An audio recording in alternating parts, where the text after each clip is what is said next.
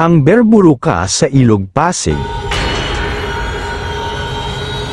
Sa isang maliit na nayon na napapaligiran ng malalago at makukulay na bundok, may isang ilog na kilala bilang Ilog ng Pasig. Ang ilog na ito ay hindi tulad ng iba pang mga ilog, ito'y mahiwaga, puno ng misteryo, at sinasabing pinaninirahan ng mga kaluluwang lumulutang sa tubig.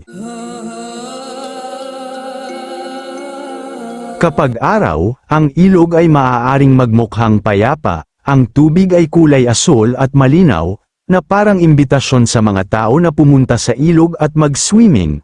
Ngunit kapag dumating ang gabi, ang ilog ay nagiging madilim, ang tubig ay naging itim, at ang hangin ay puno ng kakaibang sigaw na tila hango sa mga masasamang espiritu.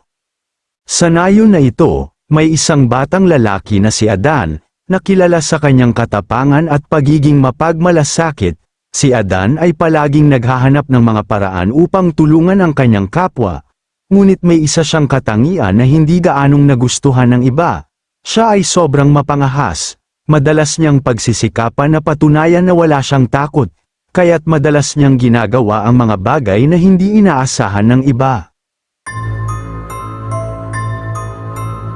Isang araw, habang si Adan ay naglalaro sa tabi ng Ilog ng Pasig kasama ang kanyang mga kaibigan, biglang may lumabas na matandang babae mula sa likod ng mga puno. Ang babaeng ito ay may puting buhok, nakasuot ng damit na parang gawa sa dahon, at ang kanyang mga mata ay tila namumulaklak sa dilim. "Bata," sabi ng matanda, "huwag kang lumapit sa ilog kapag gabi na, may masamang berburuka na naninirahan doon.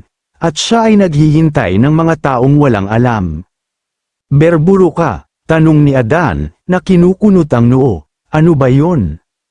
"Ang berburuka ay isang halimaw na nabubuhay sa ilalim ng tubig," sagot ng matanda. "Siya ay hindi tulad ng mga karaniwang hayop.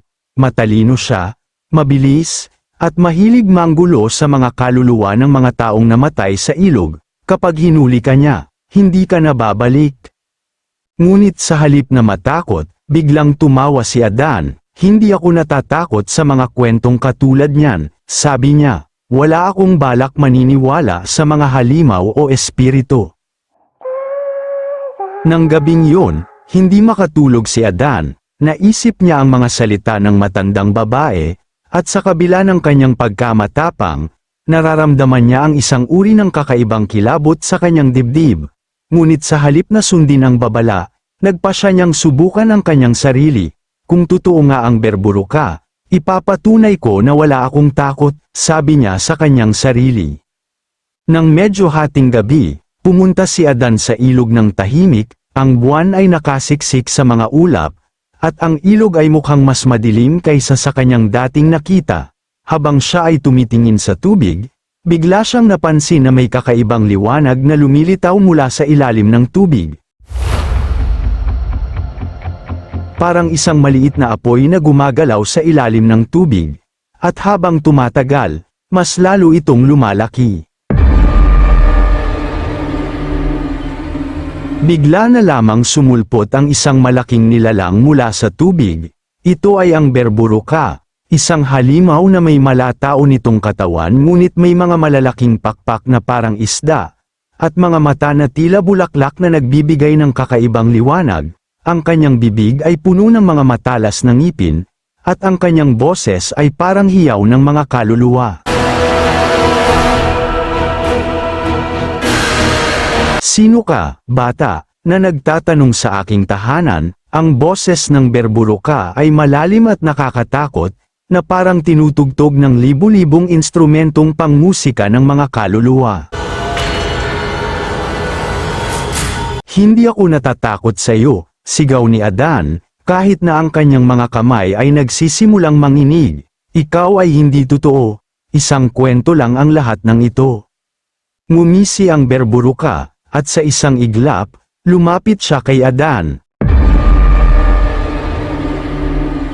"Maraming taong tulad mo ang napunta sa akin, bata." Sila rin ay nagsabi na sila ay walang takot.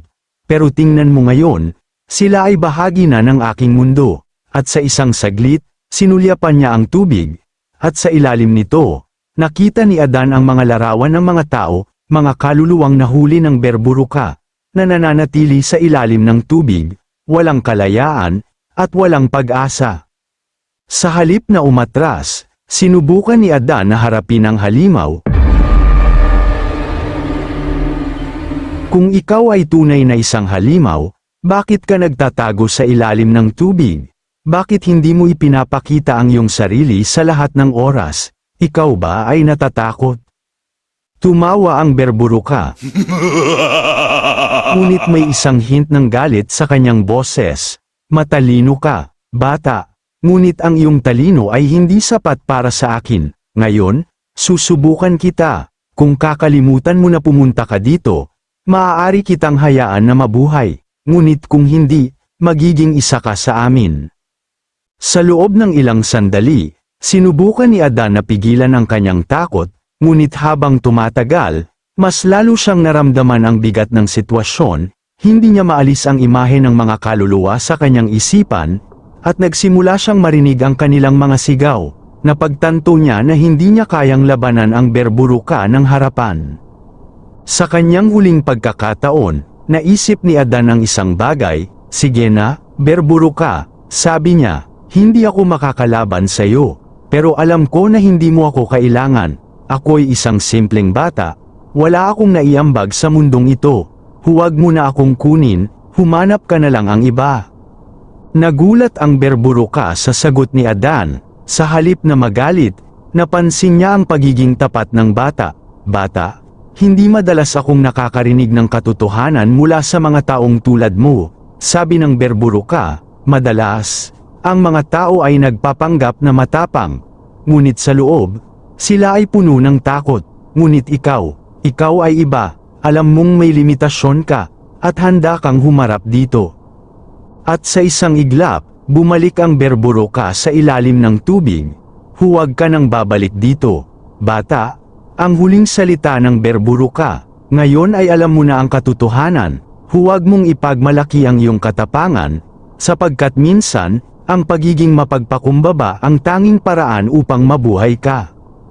Nang umuwi si Adan, hindi na siya masyadong mapangahas. Natuto siyang pahalagahan ang buhay at huwag ipagmalaki ang kanyang katapangan. Hanggang sa araw na iyon, ang ilog ng Pasig ay patuloy na naging misteryo. Ngunit wala nang nakakita pa ng berburuka. Sinabi ng mga tao na ang berburuka ay umalis na. Ngunit si Adan ay alam ang katotohanan. Ang halimaw ay nananatiling naninirahan sa ilog Pasig, naghihintay ng susunod na biktima na walang alam tungkol sa kanya. Ang katapangan ay hindi lamang tungkol sa pagharap sa mga hamon ng walang takot, kundi pati na rin ang pagkilala sa ating mga limitasyon at paggalang sa mga bagay na hindi natin lubos na nauunawaan. Maraming salamat sa muling pakikinig ng maikling kwento. Kung gusto mo pang makinig ng iba't ibang kwento, bisitahin ang playlist ng mga kwentong kababalaghan sa aking YouTube channel. At huwag kalimutang i-subscribe ang Jonas Mini Vlog para updated ka sa bawat kwento.